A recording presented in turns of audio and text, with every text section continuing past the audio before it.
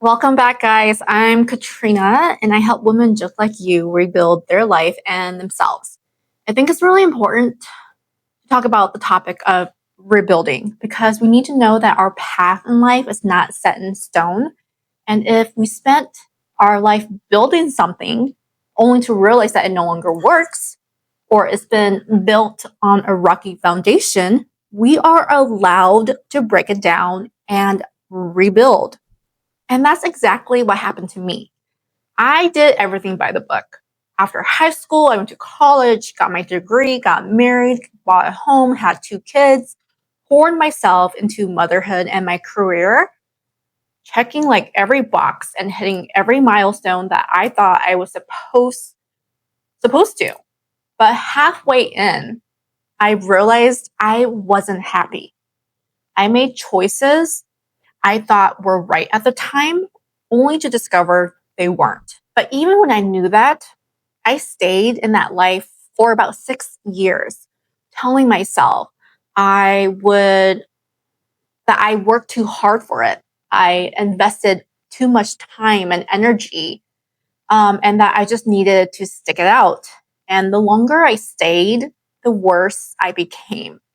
During that period of my life, I became like deeply unhappy, angry, and depressed. And I developed an addiction to alcohol. I was drinking a lot during that time.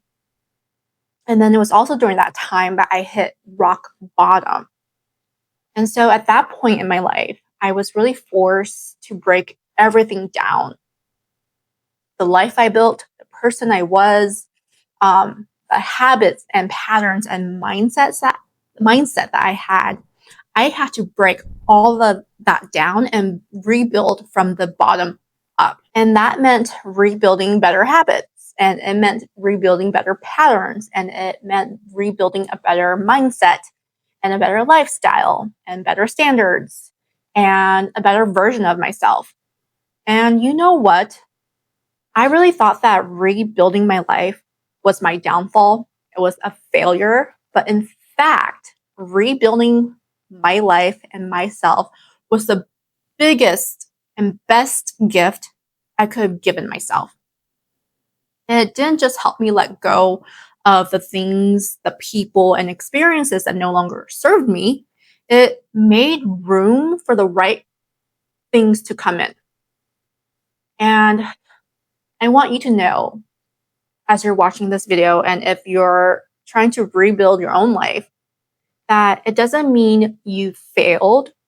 It just means you tried something and you realized it wasn't right for you.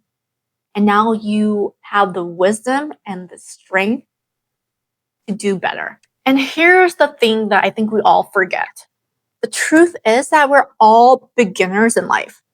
None of us come into this world knowing exactly how to live it.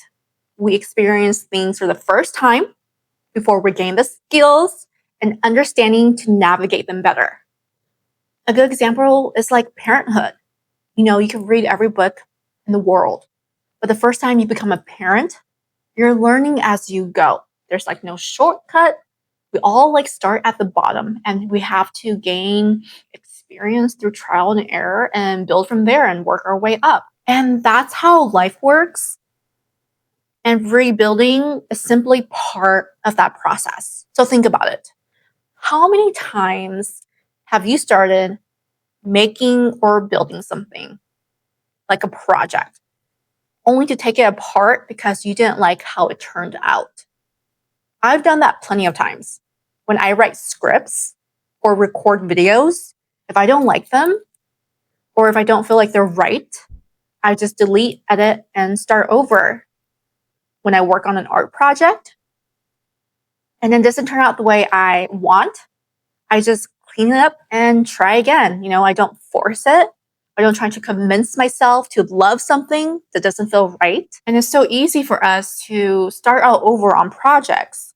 But when it comes to our own life, we treat it so differently. We treat it like it's a permanent situation, like it's set in stone. We just have to keep on going. We'll spend years creating a life that doesn't feel right. And instead of taking it apart and starting again, we just stick with it. And the longer we stick with it, the more we convince ourselves that this is just how life has to be, when in reality it's not.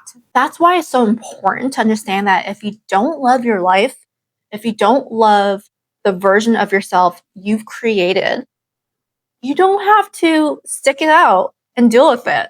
You are allowed to take it apart and rebuild. And I love the concept of rebuilding because, unlike starting over, which can feel like you're beginning from scratch with nothing, rebuilding is different. With the idea of rebuilding, what you're essentially doing is you take everything apart, but you keep the pieces you love, the pieces that work, and you use those to create something better. And the pieces that no longer serve you, that no longer fit in the life you want, you just leave them behind. And that's why I like the idea of rebuilding, because it lets you honor what's worth keeping while making space for something new. So if you're in that gray area of your life where there's not much color, there are signs telling you that something doesn't feel right, or you're not truly happy, and you're not loving this version of yourself, it's probably time to rebuild yourself and your life. And let me leave you with this.